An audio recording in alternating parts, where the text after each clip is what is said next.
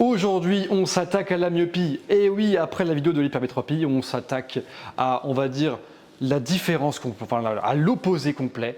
On s'attaque à la myopie. Et j'ai repris le petit schéma et je ne sais pas si vous avez remarqué, mais j'apprends de mes erreurs. Je l'ai fait un petit peu plus grand celui-ci. Comme ça, il sera un petit peu plus visible à la caméra, ce qui est quand même un petit peu utile, on va dire. Non, n'est-ce pas? Je vous représente vite fait le schéma. Nous voyons ce petit monsieur au loin. Je lui ai fait des petites lunettes parce que c'est sympa d'avoir des lunettes. On est un petit peu en ce métier-là finalement. Vous avez ici l'œil tout simplement avec la cornée qui est juste ici en avant. Et à l'arrière, nous avons la rétine. Pour petite piqûre de rappel, la rétine, c'est tout simplement, il faut qu'une image se forme sur la rétine pour que cette image soit vue nette. Donc l'idée pour un myope, c'est qu'en fait, l'œil est trop fort.